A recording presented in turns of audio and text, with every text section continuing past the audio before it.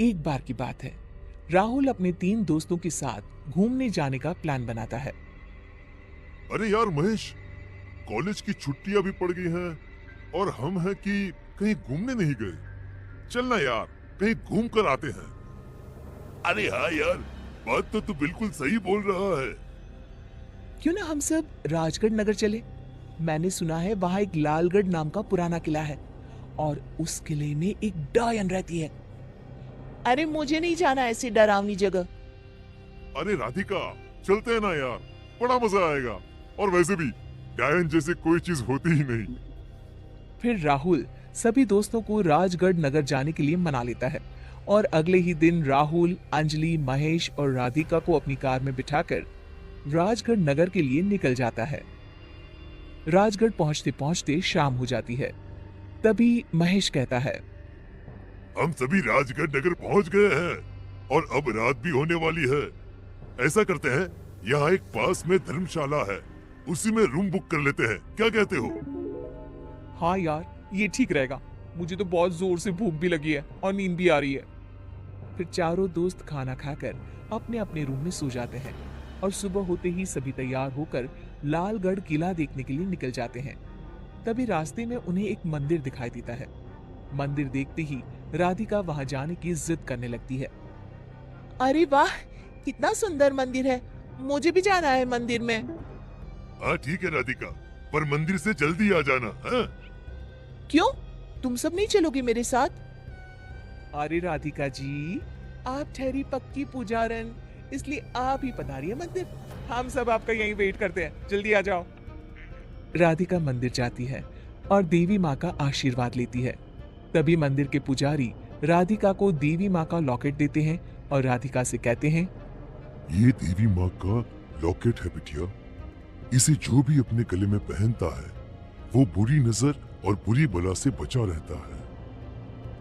राधिका अपने गले में लॉकेट पहन लेती है और पुजारी जी से कहती है, पुजारी जी, क्या मुझे 3 लॉकेट और मिल सकते हैं?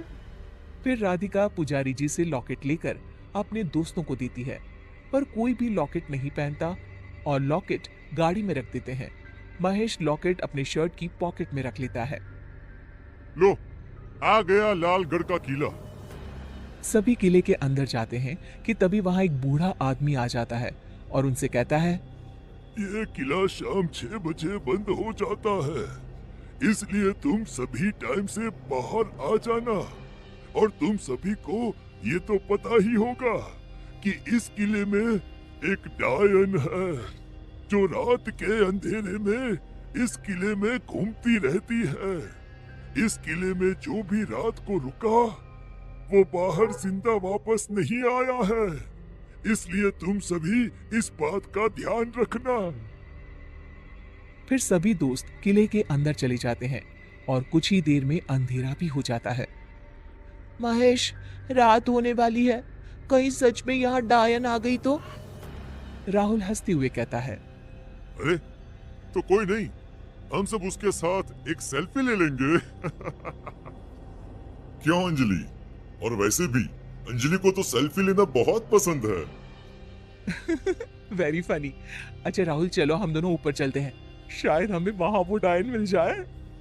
फिर अंजलि और राहुल किले में ऊपर चले जाते हैं। कुछ देर बाद महेश को किसी की परछाई दिखाई देती है और राधिका और महेश उस परछाई के पीछे चल देते हैं। कौन कौन कौन है वहाँ? अरे कोई बोलता क्यों नहीं? आखिर है कौन वहाँ पर? तभी जोर जोर से हंसने की आवाजें आने लगती है।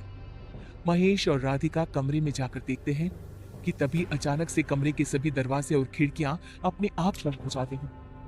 महेश प्लीज यहाँ से चलो, मुझे बहुत डर लग रहा है। ओफो, राधिका, डायन जैसी कोई चीज नहीं होती। लगता है कोई हमें डराने की कोशिश कर रहा है। तभी उनके सामने एक डरावनी डायन आ जाती है और उन दोनों को देखकर जोर जोर से हंसने लगती है।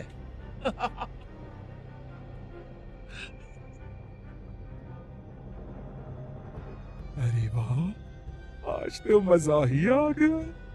आज एक नहीं बल्कि 2 लोगों का खून पीने को मिलेगा। अरे मर गया रे, अरे मर गया, ये तो सच में एक डायन है। कहा था ना मैंने, पर मेरी सुनता कौन है। हे भगवान, अब क्या होगा मेरा। ये डायन तो किसी को नहीं छोड़ेगी। हे भगवान, प्लीज मुझे इस डायन से बचा लीजिए। अभी तो मेरी शादी भी नहीं हुई है। तभी डायन महेश का गला पकड़ लेती है और जैसे ही उसके गले पर दांत मारती है कि राधिका महेश को बचाने के लिए डायन का हाथ पकड़ लेती है। राधिका के छूते ही डायन को एक जोरदार झटका लगता है और डायन दूर जाकर गिरती है। ये लॉकेट तुम्हें कहां से मिला? ये बोलते बोलते वो वहां से गायब हो जाती है। महेश अपने पॉकेट से लॉकेट निकालता है और अपने गले में पहन लेता है। राधिका, राधिका, आज तो तुम्हारे इस माता रानी के लॉकेट की वजह से हम दोनों की जान बच गई। हम दोनों की जान तो बच गई, मगर राहुल और अंजलि का क्या? जल्दी चलो राधिका, हमें उन दोनों को जल्दी ढूंढना होगा। तभी किले में ऊपर से अंजलि के चिल्लाने की आवाज आती है। महेश और राधिका भागते हुए ऊपर जाते हैं और देखते हैं कि डायन राहुल का खून पी रही है। अंजलि जोर से चिल्लाते हुए कहती है, हमने तुम्हारा क्या बिगाड़ा है जो हमें मारने पर तुली हो? प्लीज हमें छोड़ दो। आज के बाद हम इस किले में तो क्या, कभी इस एरिया में भी नहीं आएंगे। डायन जोर जोर से हंसती हुई कहती है, कितने सालों से मैं खून की प्यासी हूँ, आज जाकर मैं तुम्हारे खून से अपनी प्यास बुझाऊंगी। और तू बोलती है कि छोड़ दो तुझे। तो इसका खून पीकर मजा ही आ जाएगा। डायन राहुल का सारा खून चूस लेती है और राहुल की मौत हो जाती है। अंजलि, जल्दी हमारे साथ भागो, नहीं तो ये डायन तुम्हें भी खा जाएगी। तीनों भागते हुए किले के गेट के पास पहुंचते हैं, पर किले का गेट बंद हो जाता है। अंजलि रोते हुए कहती है, हे भगवान, अब क्या होगा? उस डायन ने राहुल को मार डाला, अब वो हम तीनों को भी मार डालेगी। ये सब मेरी वजह से हुआ है। मैंने ही तुम सबको इस किले के बारे में बताया था। ओफो अंजलि, ये वक्त रोने का नहीं है। यहाँ से कैसे निकलेंगे ये सोचो।